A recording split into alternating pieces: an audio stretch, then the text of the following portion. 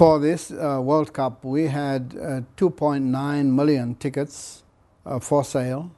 We've sold to date 2.2 million tickets, so we have 700,000 tickets left. We still have two phases of ticket sales, one which ends on the 15th of April, and then from the 15th of April to the end of May, the last batch of tickets. I'm confident that we'll sell all the tickets.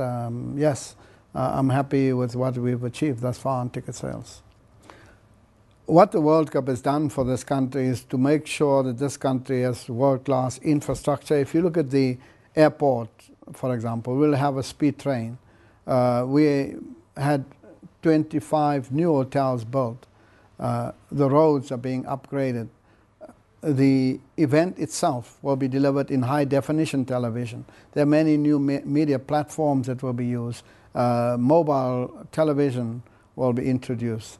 So from an event environment perspective, all of the infrastructure would be in place, and therefore this country, in terms of ambition to host other events, there would be no constraint as far as that is concerned. We'll have to see, but we want to see increased tourism. By 2015, we want 15 million tourists coming to the country. At the moment, we are sitting on just about 11 million tourists a year. We want 15 million by 2015.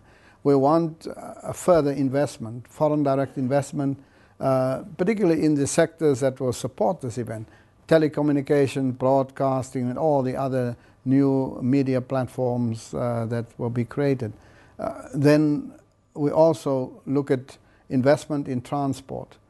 And all of this is aimed at creating jobs, because job creation is going to be still the major challenge after the World Cup.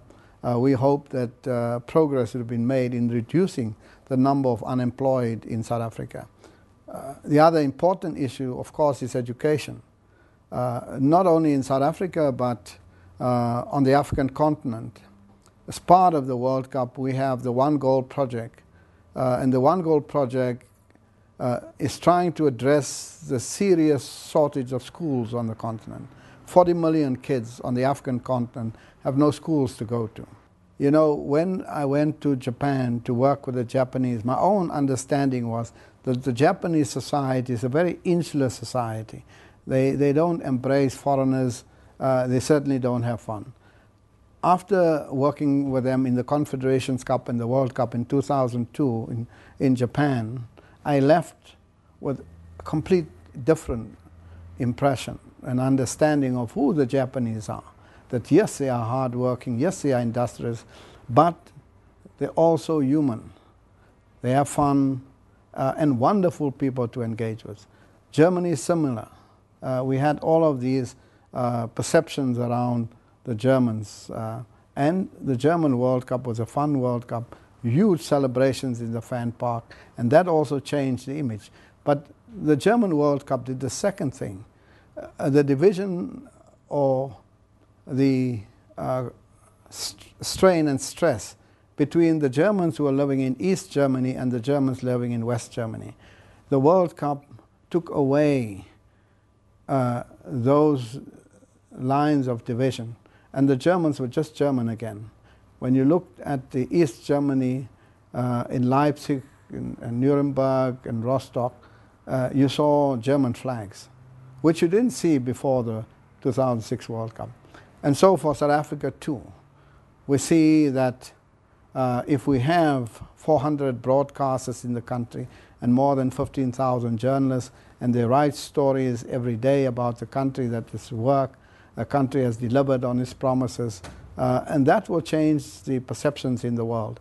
But for ourselves, we hope that the World Cup will be the glue to finally bind this nation in a way that no other event has done.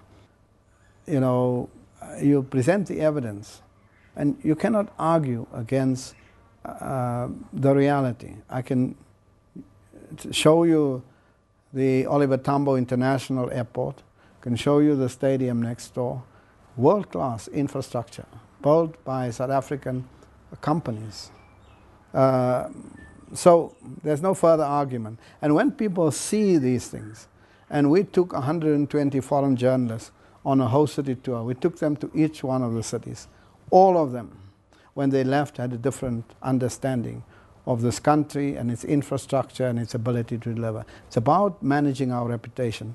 And whether it's in event management or in business, reputation is a very key issue in gaining strategic and competitive advantage. It's about this country's reputation and its ability to deliver on its promises.